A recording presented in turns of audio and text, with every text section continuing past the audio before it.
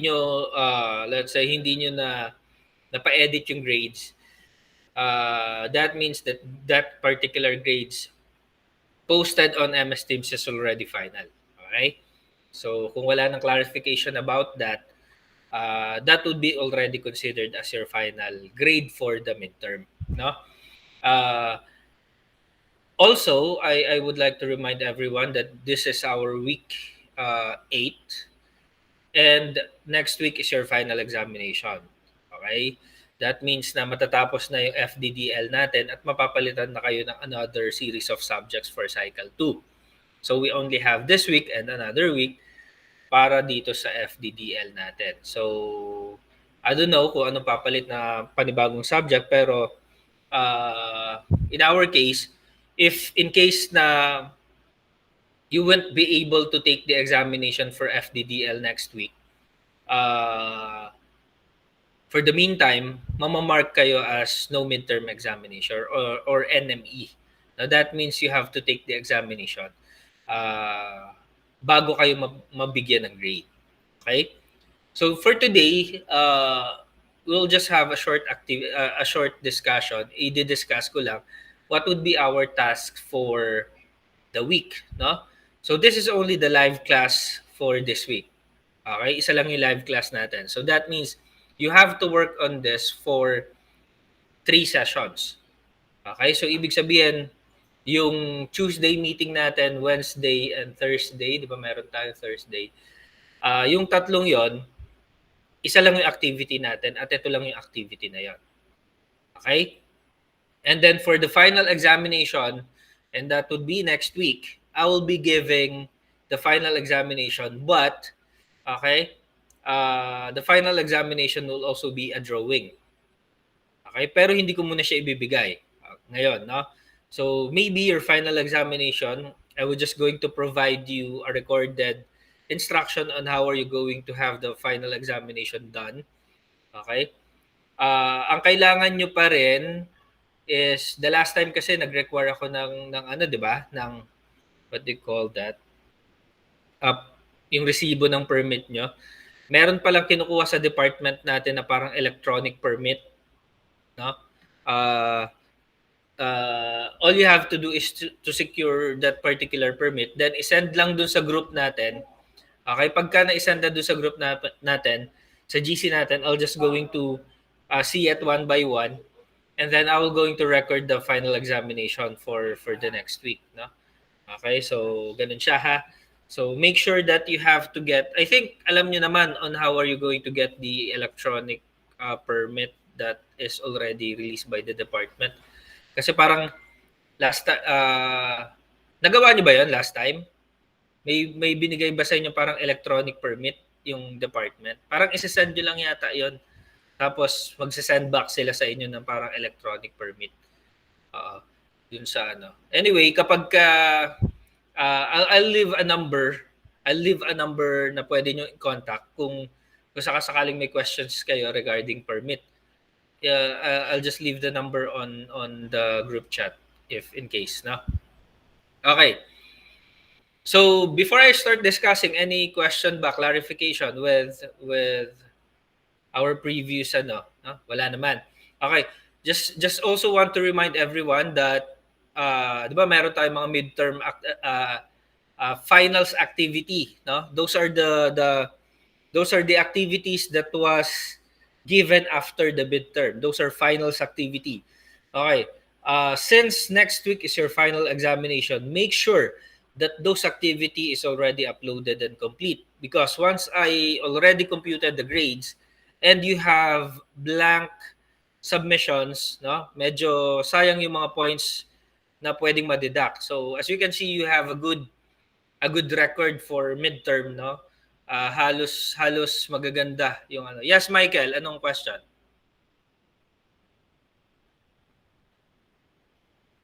Meron ba? Napindot lang yata ni Michael. Okay. Anyway,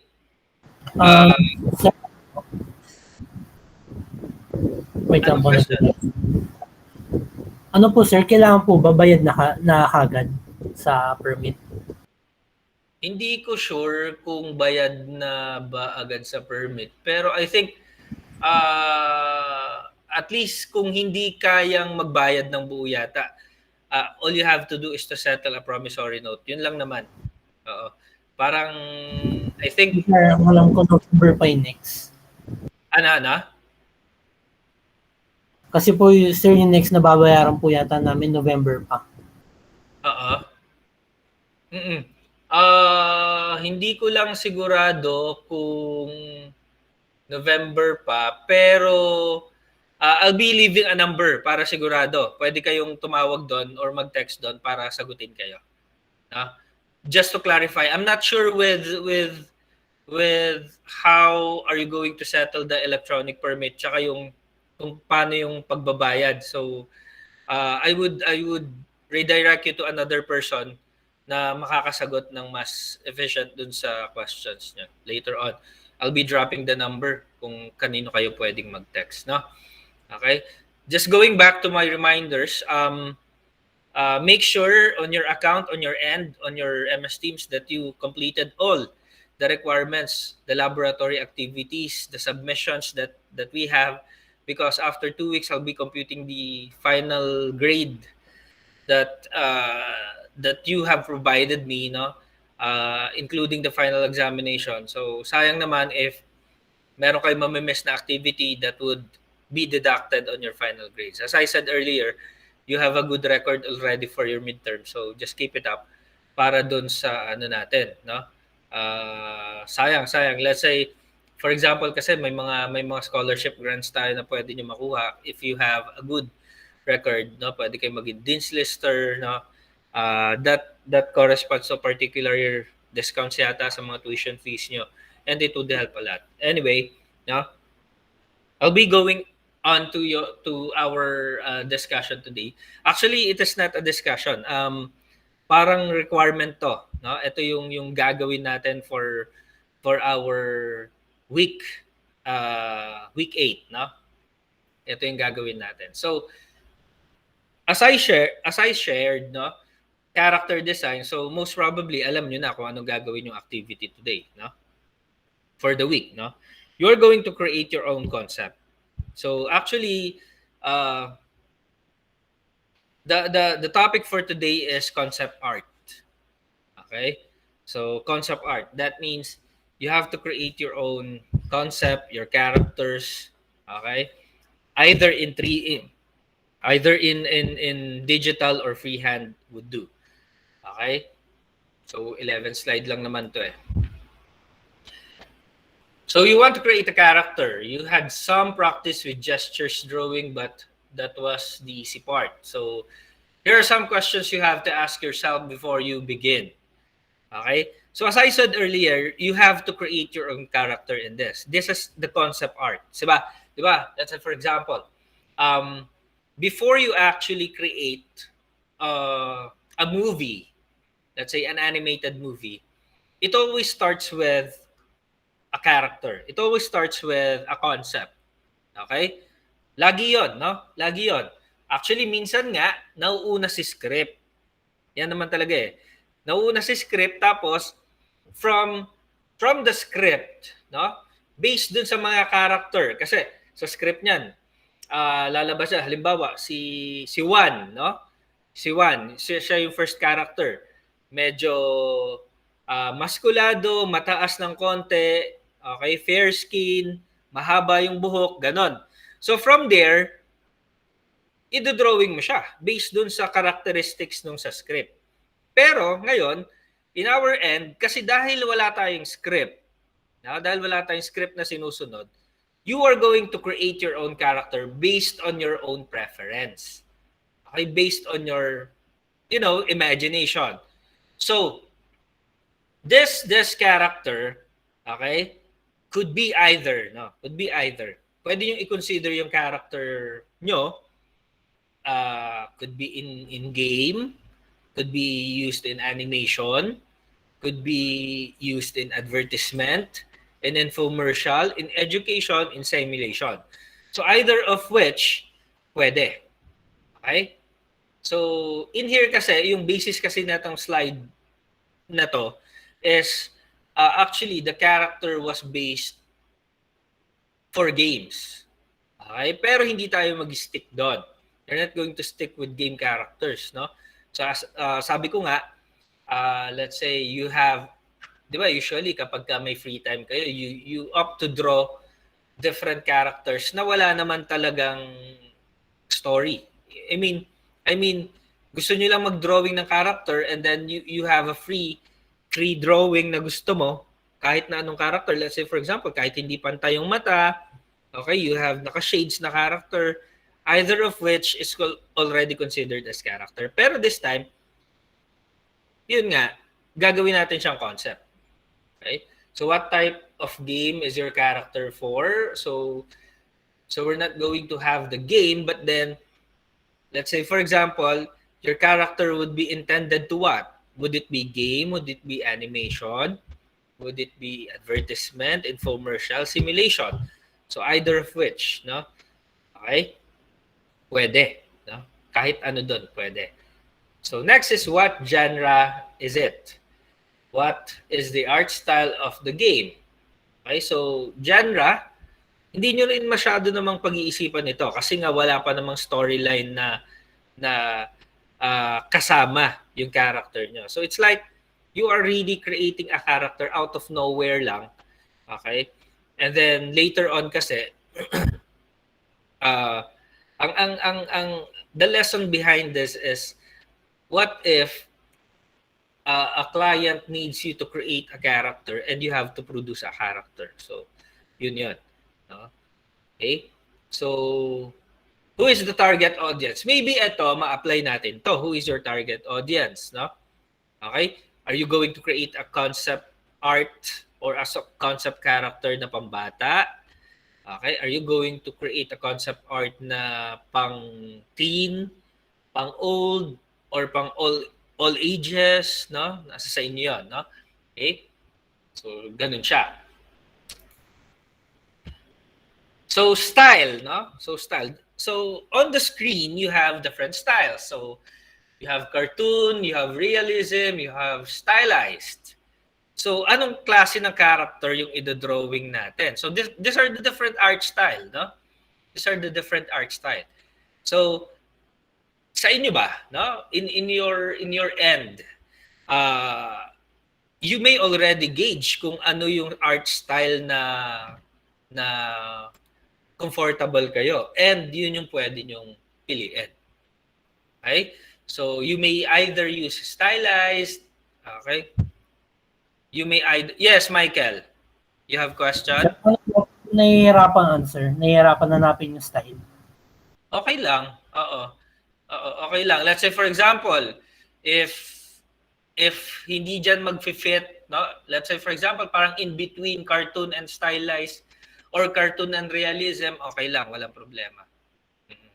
No? Okay? So, okay. Hindi naman ibig sabihin, let's say I have 3 major type dito, is ito na yung gagamitin natin, no? Merong question? Ano yung question? Let me see. Anime. Yeah, you may. Pwede rin yung anime. Pwede rin yan. Actually, si anime is under cartoon. Under cartoon naman siya. Yung mga stylized kasi, itong mga stylized, ito yung mga, look at this, examples. No? Yan yung mga parang,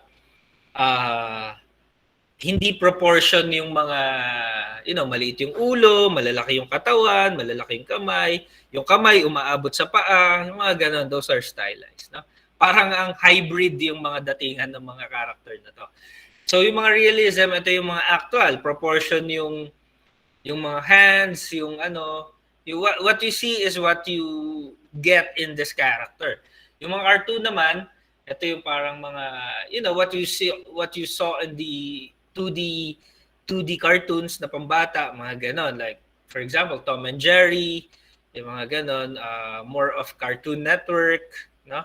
Those are flat, yung mga ganon. So, those are cartoon. Okay? So, different art style, these are the different art style na pwede nating piliin. Okay? So, maybe, no? I-base nyo yung character nyo based sa sarili nyo para at least medyo may reference ng content, no? Pwede nyong you make your own character based on your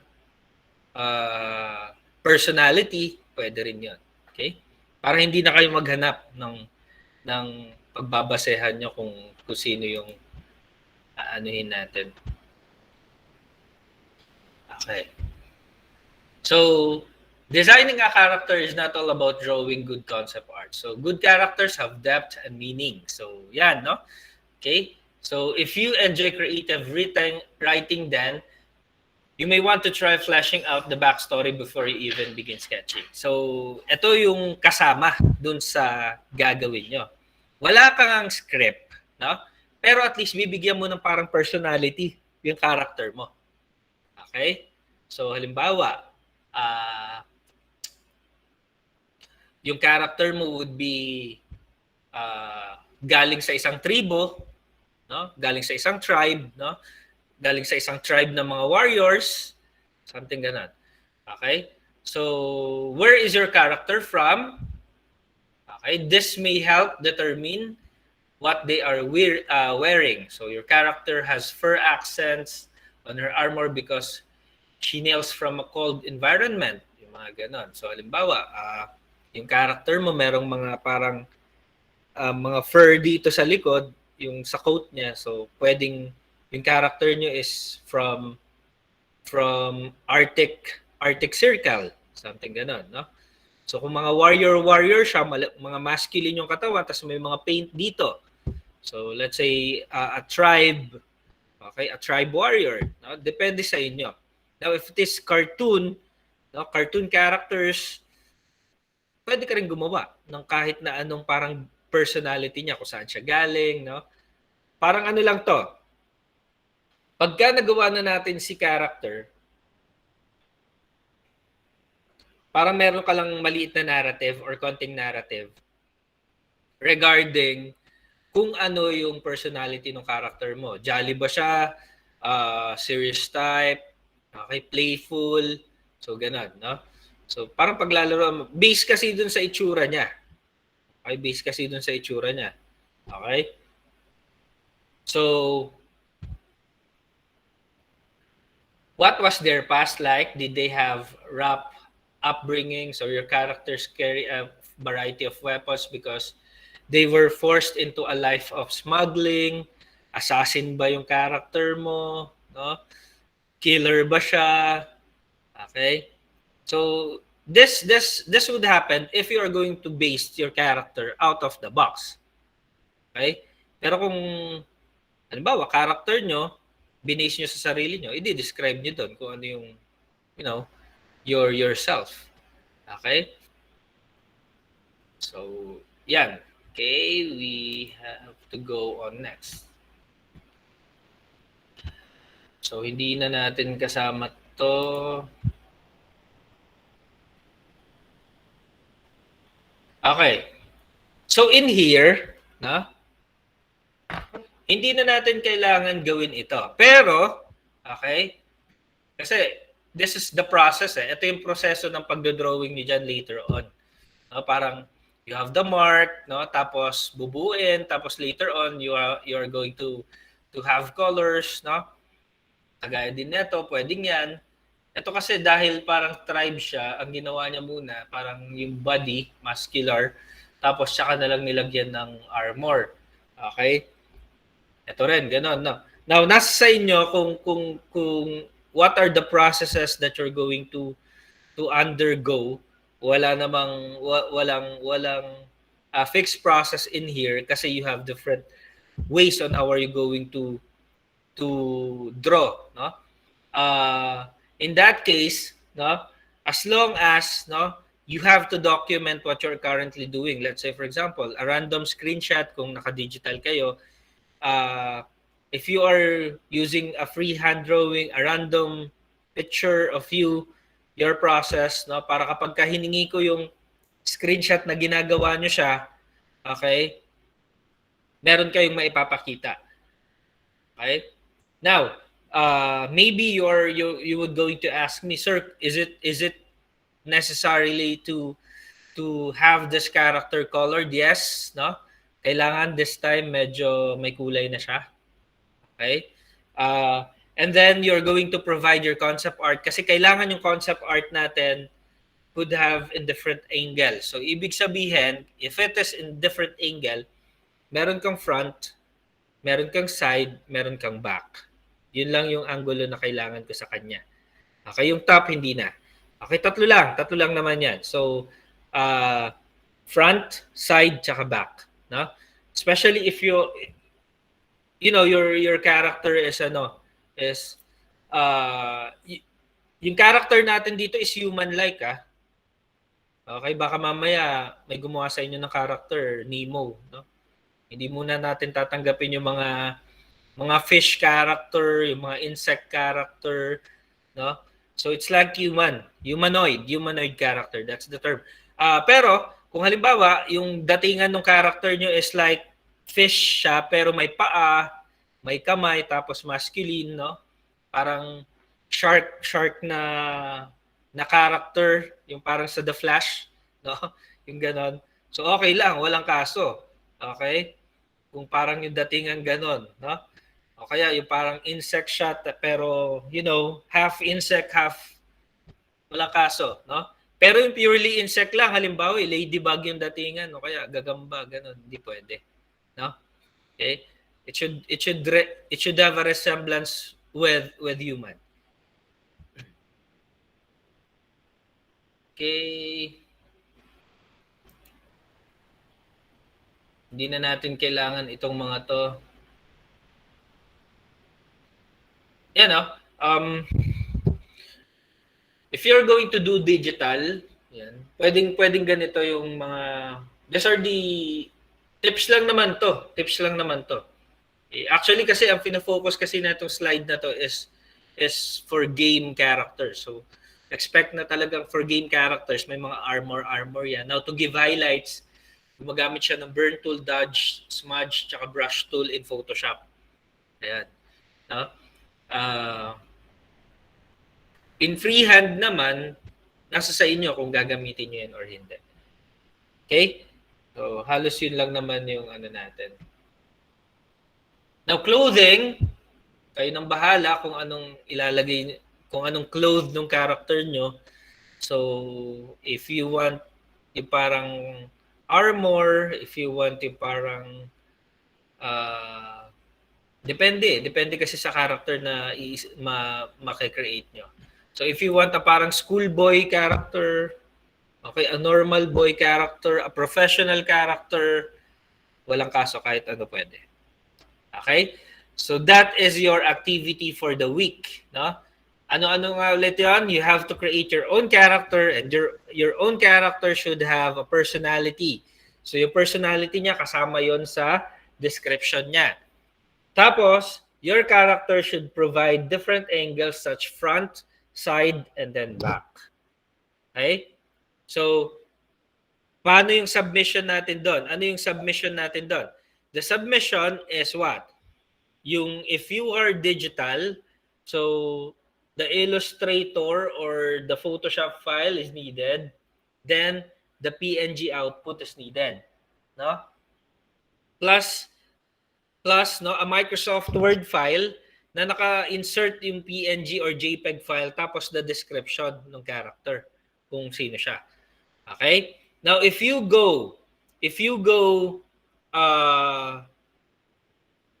freehand, no? If you go freehand, you take a picture, a good quality picture of the character, no? And then you paste it in Microsoft Word, and then the description of the character is also needed. Okay? Yes, Michael, may question ka? So, bali tatlo po i-edit drawing, sir. Tatlong angulo nung character. Tatlong angulo. Pero isang character lang yon. Okay lang po yung ibang, hindi po Photoshop. Okay lang po ibang painting. Yeah. Example ko lang naman yung Photoshop kasi Photoshop ang ginagamit ko and Illustrator. Pero if you are using other than that, like pencil, you use GIMP, you use Corel, or Paint, walang kaso. Yes, Christian. Sir, kailangan po ba full bodies yung character? Yeah, Ah, dapat. okay pa. Thank you po.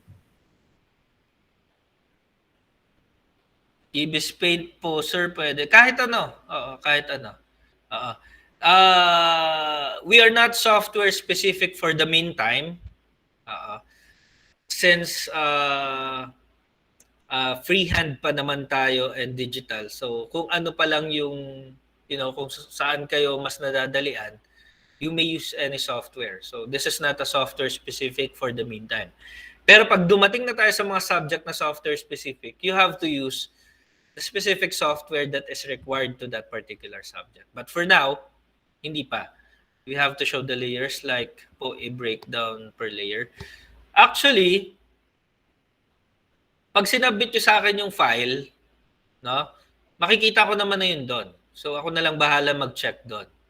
Like for example, if you use Photoshop or Illustrator, kasama yung sa isasubmit nyo sa i-upload nyo doon sa assignment. No? So ako nang bahala doon. You don't need to show me. No? Kasi ako na ang mag-open nun. I-download ko na lang siya and then I'll open it. Okay? So, any question pa? Tignan ko yung chat box. Kailan ang deadline natin? So, kailan ang deadline natin? So, if Sunday pa rin. Weekends pa rin. So, I think that is enough time, no? So, starting, you have Tuesday, Wednesday, Thursday, Friday, Saturday, Sunday. 6 weeks. So, meron naman kayong 4 days hanggang Friday. So, 4 days, no? Kung ayaw nyo gumagawa ng assignment ng Saturday and Sunday, you have 4 days naman. Kaya nyo naman yan, madali lang yan. Any characters would be accepted as long as you will follow the specification and attributes na binigay ko. Like yung specifics na binigay ko. Okay? Kailan deadline? Ayun nga, Sunday. Okay, until Sunday. The assignment would close, no? Ibig sabihin ng deadline na yun, the assignment would close on Sunday. Ibig sabihin, you may upload any day from starting tomorrow down to Friday, down to Sunday, no? Ibig sabihin, pagka inabutan ka na ng Monday, kagaya ngayong araw na to, magko-close na ulit yung uploading. Okay? And then you have to request again for extension. So, ganun siya. Deducted na po yun, sir, no? Ano? May minus na po yun. We'll see. Titignan natin. Pero, I would suggest na hindi nyo na paabutin doon kasi, matrabaho pagka maghahabol. Okay? Kasi kung halimbawa sa Monday nyo pa lang isasubmit yon or lalagpas pa ng Monday, what will happen is by next Monday magbibigay na ako ng final nyo ng finals nyo. So, papatong na siya. And that particular final examination would run for about just like this. No? So, 4 days nyo din siyang gagawin. So, yun yung finals nyo. Pero hindi ko pa siya ibibigay. Okay? Para may konting thrill. Okay?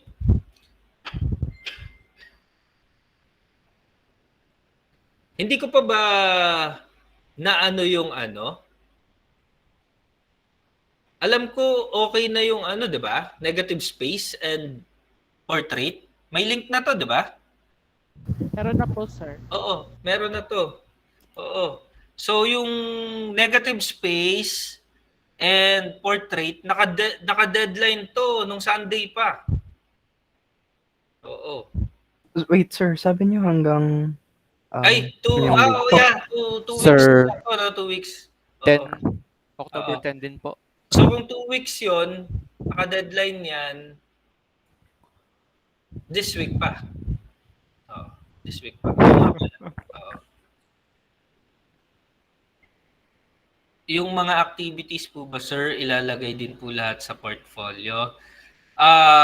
This is for finals portfolio, no? finals portfolio to, hindi to kasama sa midterm. Lahat to kasama sa portfolio. Pero for finals portfolio yon. October 10. October 10. If that is October 10, next week pa. Next week Sunday pa. No? So you have 2 deadlines for Sunday. You have this and then yung negative space. Pero I think tapos nyo na to, yung portrait tsaka negative space. Yung iba sa inyo nakapag-submit pa eh. Nakapag-submit na. Hindi pa po sa portrait. Hindi pa. Okay. Yun, no? You have to bear with this kasi 2 linggo na lang. So, madami-dami pa to. Okay? Okay, so ibig sabihin, if you have free time, instead na mag-games tayo ng konti, mag-drawing na lang muna tayo. Hanggang matapos natin lahat ng requirements natin. Okay? Question so far with your requirements for this week? Wala? Are we clear with the requirements? Are we clear? Now, you may already start this. Kahit na hindi ko pa in-up yung link, pwede nyo na umpisahan. No? So, I think clear naman to. If not, I'll be uploading the recorded video so that you could still scroll and scrub the video para if you missed something, if you really need to go back with the instruction, pwede pa rin. Okay? So, if clear na lahat, wala nang question, so I will leave you here. Let's end the meeting and then pwede na kayo magmerienda. Okay? Thank you po, sir. Okay, bye-bye. Good day po. Good day po. See you next week, guys. Good day po. Happy Teacher's Day po.